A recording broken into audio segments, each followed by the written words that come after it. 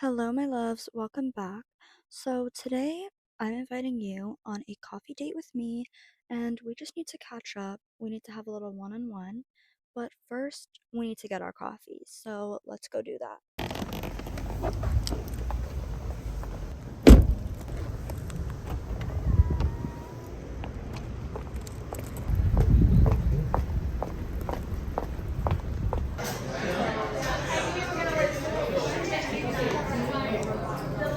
Okay, I'll just get a iced matcha latte.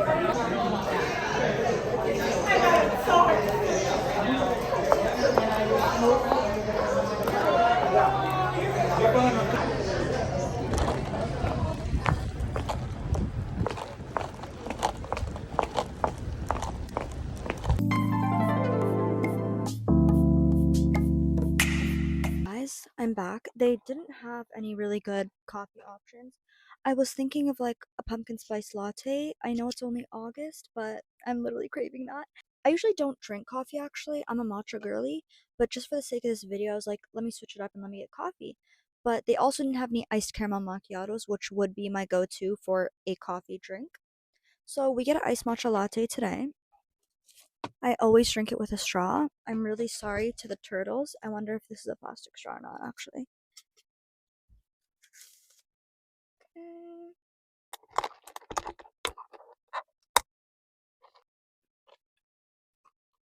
Bismillahirrahmanirrahim. Oh my god, the girl actually made it so sweet. I think she liked me. I think she made it extra sweet for me. Mmm, that is so delicious. So grab your drink, take a seat, and let's chat. If you're feeling low, if you're feeling burnt out, you maybe feel too exhausted to take a step forward, you feel like your spark's kind of dying down a little bit, this coffee date is for you. I know what it's like to feel yourself kind of slipping away a little bit. I feel like sometimes we just need to hear the right message to pull us out of these phases. Because sometimes it's just that we have 1,000 different thoughts pulling us in so many different directions, and we just need to take a moment to pause and ground ourselves. We're going to get into some topics regarding empathy, ego, and implementation. And just a disclaimer, I don't know if it's obvious or not, but I'm not actually a life coach. I'm just a psychology major with a passion for self development, mindset improvement, and wellness. But you guys already know that, so let's get into it. Peace is not a reward, it's a birthright. This is a quote from Amara Riva's podcast. And when I heard this, it honestly comforted me. So, the reason I'm starting with this line is because we all experience hardships. But the problem is sometimes we fall into this dark headspace where we believe that the whole of our destiny are these hardships, and that there may not be any good written for us. Now, just at the surface level, reading this quote or hearing it when I watched this podcast, it made me feel safe and like, wait a minute, I do deserve peace. Like, it's not something I have to earn. And the truth is that peace isn't something that you should have to fight for. After years of toxic environments where peace is difficult to achieve, there's a subconscious belief that forms. The belief is that I don't deserve peace. Although we know that the cycle of hardship and ease is continuous, and you're not going to be in a constant state of ease and peace, it's important to recognize when you're holding a framework that's actually toxic. For example, I'll be at peace when I get married or move out, or I'll let myself relax once I get my degree. But you should never use success and achievements as a currency to buy peace. Because, like she said, peace is not a reward, it's a birthright. So you need to start treating peace as something that is owed to you, because you deserve to feel at ease. And when you realize this as a truth, it'll help you further set boundaries and make decisions that truly align with your internal peace. Next is you can't grow what you don't measure. This quote I found in a video by Vanessa Lowe, and it was actually just a video on content creation. It wasn't really about anything in terms of self development, it was about growing your content creation. But the message is applicable to so many different contexts. Measuring your wins could be the generator of your motivation. It could be the reason that you don't quit, your motivation to keep grinding. Because if you actually think about it, if you're not measuring something, then how are you tracking its growth and its progress? It's actually a really simple idea. Without this measurement, it becomes easy to undermine the progress that you've made. And it can also be the reason that you lose your momentum because your progress is going to feel invisible if you're not acknowledging and tracking it. It's It's kind of just like all mixed up in your brain. And if your mind is just this unorganized jumble of life, whatever comes at you, you're just absorbing it, and you're not really organizing what's going on up here, your awareness is going to be limited, which means you're not going to have a sense of clarity, which you're going to need on your journey to become her.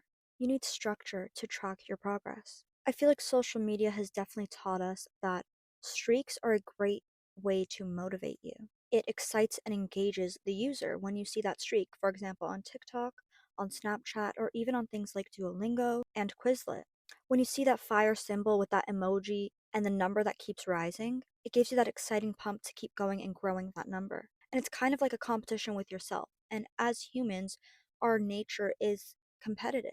We want to be better.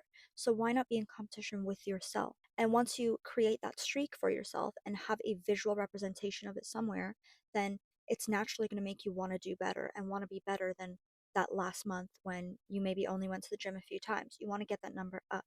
So, implementing the same streak system to grow your habits can also generate success and longevity. This measurement can be as simple as logging in your calendar the days you went to the gym. By the end of the month, when you see all the days in the calendar month that have that little label, you're going to be happy. You'll probably feel a bit proud of yourself, but you'll also feel that urge to compete with that number that you're seeing or with the amount of labels that you're seeing. You're going to want to do better and prove to yourself that, I can get that number up. Another way you can measure your progress and achievements is by doing a monthly log of the steps that you've made towards your goals. For example, for me, every positive comment that I get about my podcast, every time my subscriber count goes up, I log that in my Notion. Then, when I look back at that growing list, it shows me how far I've come and that there is a purpose to my actions, that my effort is generating a positive output.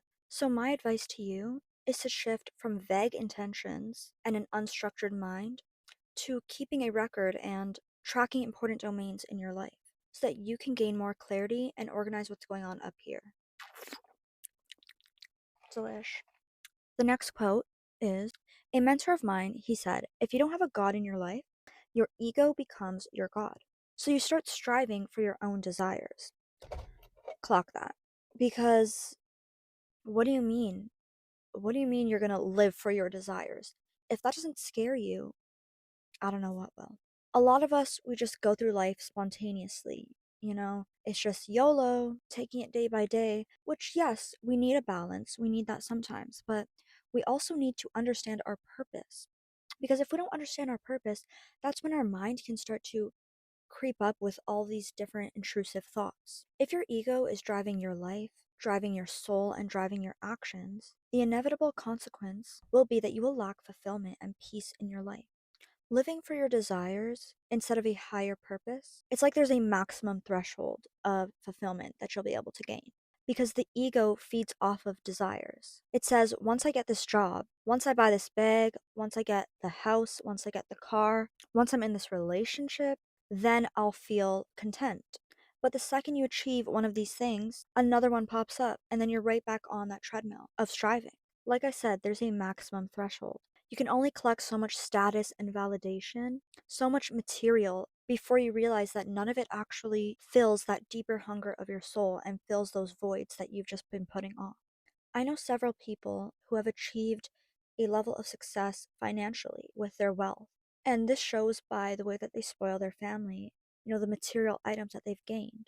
But to an emotionally intelligent person and a spiritually practicing observer, through their actions, it's clear that they're deeply unsettled within. You can see where their traumas and emotional shortcomings start to creep in. And you can see that they are led by ego, which is so scary because that means you're living to serve your desires instead of the one who created you. These desires, which are temporary, by the way. That's why people can appear successful on paper, but they feel deeply restless, anxious, or empty. The ego is loud, but it never brings you that peace. Another key point that you want to be aware of is to make sure that you're not submitting yourself to God and doing these good deeds for validation from others, to better your appearance and how others perceive you, because that's still your ego just undercover. In fact, I suggest that you have one good deed, one act of worship that you keep a secret from everybody, something that's literally just between you and God, because that ensures that it's truly just for the sake of God and, to fulfill your soul, not for the validation of others and not for your ego. Because even if your subconscious intention behind the good deed is for the intention of validation, if no one else is seeing it, then it defeats that whole purpose. And you know it will truly just be for you and God, which is beautiful. The next quote, guys, I know I talk about Mel Robbins in every single video, but the let them theory was just so life changing. So, you guys, if you haven't watched that video yet, I don't know what you're doing. So, this is another one from the let them theory, and it is I love knowing that I leave places better than I found them, and I love acting like a leader even when it's not my job to do so. As an eldest daughter, I felt that one. This quote to me feels like sacrificing your revenge for the betterment of everybody, even the loved ones that have hurt you. You know, it's the opposite of being selfish, so I think that's selflessness. Leaving a place better than you found it can be an act of stepping out of your comfort zone. You know, it's easy to make the decision to just walk away, to say that's not my problem, or someone else will fix it, or even just to completely give up and to succumb to whatever environment or circumstance that you've been given. But when you decide to act with courage, kindness, and initiative, you're not just serving others, you're also shaping and defining your own character. And this actually comes back in a full circle to better you for your future. In the moment, it's not going to feel like this act of being a leader and stepping up is going to have any benefit to you. You know, it feels like you're doing it for other people. It's hard to see how the sacrifice out of your comfort zone is going to benefit you positively in any way. But being a leader is truly not only rewarding, but you gain something from it.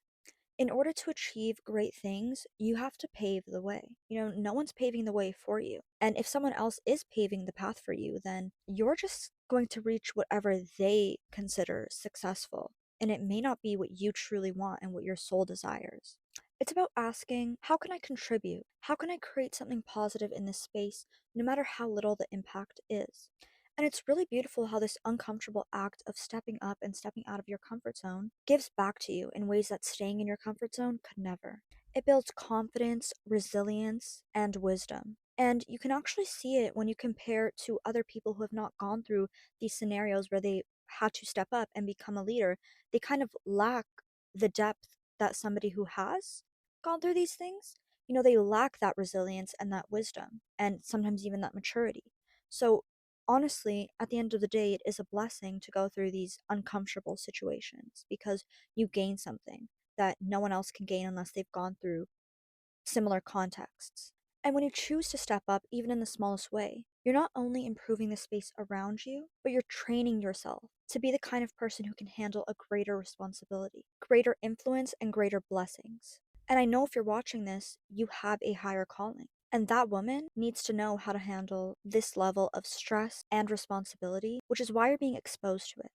If you want a different outcome, hold on, let me cook here, okay? If you want a different outcome than the people in your environment, then you must do what others won't do. And that means stepping up and being that leader and getting out of your comfort zone, even when it feels very hard and you're scared and you're confused. It means modeling the standard and making those difficult decisions to put your comfort aside for the sake of change so that in the future you can show up in those bigger rooms with bigger responsibilities. You got this, baby girl. It just gives me so much comfort knowing that the hardships I go through are preparing me for a higher purpose. And although I can't see it right now what God's plan is for me, I know like his plan is playing out. I'm actually gonna cry like just thinking about this. But it's just beautiful, subhanAllah, how his plan is so perfect. And in those moments when I was like, why is this happening to me? Now from hindsight, I see why I needed to go through that character development. It's character development and we all need it. Next is to ensure you are learning for the purpose of implementation. This was from a lecture by Sheikh Amar al Shukri, and you know, it's true. Even at the mosque, at the lecture, one of the sheikhs was also talking about this how if we just learn and we don't reflect upon what we're learning, then it's not productive. We're not going to benefit from it. We can consume as many podcasts, lectures, and books as we want, but they will not be beneficial to us and our time unless we act on what we learn. And this is where many people fall short. You may feel accomplished by learning new things, new mindset shifts, higher knowledge, learning a religious scripture, but without the act of implementation, the consumption of this knowledge is absolutely useless. It's not productive unless you're using these newfound tools to actually change yourself and your behavior. In today's world, we're so overwhelmed with information, it's just being thrown at us. There is no shortage of wisdom available to us. But here's the truth: learning without action is just entertainment. How do you feel about that? Because I know I don't want to waste my time and my days being entertained. I want it to be productive. Let's look at it from a different framework. Say that knowledge is a seed. You plant the seed and you leave it there for days. Days turn to weeks, weeks turn to months, and then you realize, wait, I never watered this seed. And so it never had the chance to grow and the ability to become whatever it was supposed to become. Watering the seed is implementing the action. And if you want that seed to serve its greater purpose, you need to water it. So, for example, today, after watching this video, I want you to ask yourself, what is the one action I can take from this? How do I implement this into my daily life? Because otherwise, all you've done is entertained your mind, not evolved the self. Okay, this next one is a longer quote, and it's from this really cool series that I found by a YouTuber named Sahar in her Deen Over Dunya diaries. I believe that's what it's called. Um, and when I heard this, I just really could relate to it. And so, let me just read it for you. Your compassion and your care for others starts to make the world around you seem dark and dim. You start to have negative feelings, you start to become depressed, and your compassion is a weapon against you. And your caring for other people and empathy essentially turns into a negative quality when your empathy should be something you admire about yourself. But it's hard to admire whenever it's the sole reason for your demise. So that's essentially what empathetic distress is. Now, empathetic distress is not a term that I really hear spoken about very often, but as an empathetic person who has been working on breaking out of people pleasing tendencies and setting rightfully earned boundaries, this term of empathetic distress really spoke to me. Not only have I recently experienced this, but I feel like my empathy and apathy have been battling one another. And in case anyone is unfamiliar with these terms, empathy is when you have the ability to understand and share feelings of another person. You care about their feelings. While apathy is a lack of interest and concern. So one moment I feel deeply for someone, and the next moment I shut down entirely to protect myself, and it's kind of an avoidant mechanism. And that push and pull creates confusion, it creates guilt, and mental fatigue. So, yes, your empathy should be a strength, but sometimes it can become a source of overwhelm, where you feel the weight of other people's emotions so deeply that it actually dims your own sense of joy and of peace and clarity. And this isn't just being like sensitive, it's a mental and emotional strain that can lead to sadness and frustration. So you need to watch out for when your empathy tricks you into taking disrespect and poor experiences from others. Because in reality, your empathy should simply allow you to understand why a person is behaving the way they are, but shouldn't allow you to tolerate disrespect or sacrificing your boundaries. Okay, this is the last quote, and it's from a book called Leaders Eat Last by Simon Sinek. And I feel like this just kind of ties together what we've been speaking on. As much as people try to beat the laws of nature, there is always a correction. Nature abhors imbalance. Nothing can grow forever. Wow, nothing can grow forever?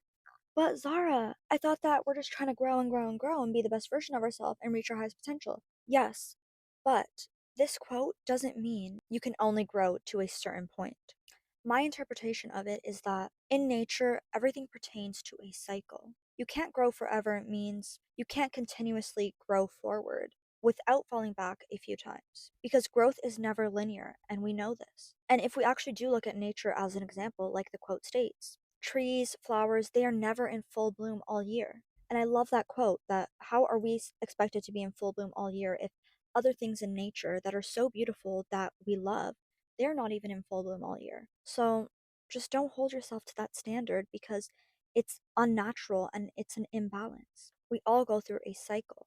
Humans operate under a cycle, under the laws of nature. And I feel like there's a lot of comfort in knowing that even the most beautiful species go through these ups and downs. And they're not in a constant state of growth, just like we are. So when Cynic says nothing can grow forever, he's reminding us that growth is non-linear, that falling back sometimes is natural, and we shouldn't beat ourselves up about it. We just have to continue on our cycle and get to that next high. And once you recognize the beauty in the lows and how much you can truly gain from them, and the fact that these hardships are necessary on the journey of becoming, that these hardships prepare you for greater experiences, greater environments, and a life of higher potential, then you will take on these lows with your head held high. In this season, I pray that God relieves you of your hardships and paves a way to success, clarity, ease, and abundance. So, just as a quick recap, in today's session, we touched on the fact that you deserve peace and you do not need to earn it. We also talked about tracking your journey, measure your wins to create an organized system from your mind to paper. Use it as fuel to not give up. I also want you to remember to lead outside of your comfort zone if you want to see different results. And to remember, when you're learning and when you're listening to all this beneficial content, make it productive. Don't allow this to just be entertainment. Implement it. Productive learning means planting the seed of knowledge and watering the seed with action. Also, remember to avoid empathetic distress through acknowledgement and recognizing you need a balance. And lastly, don't quit at your lows. Understand the laws of nature and the cycle. Now, if any of these quotes or any word spoke to you or hit your heart, I want you to hit that like button. And if you feel that someone else needs to hear this message so that they can reach that high point and get out of this slump, then send them on this coffee date. Thank you so much for tuning in. You know I love you guys.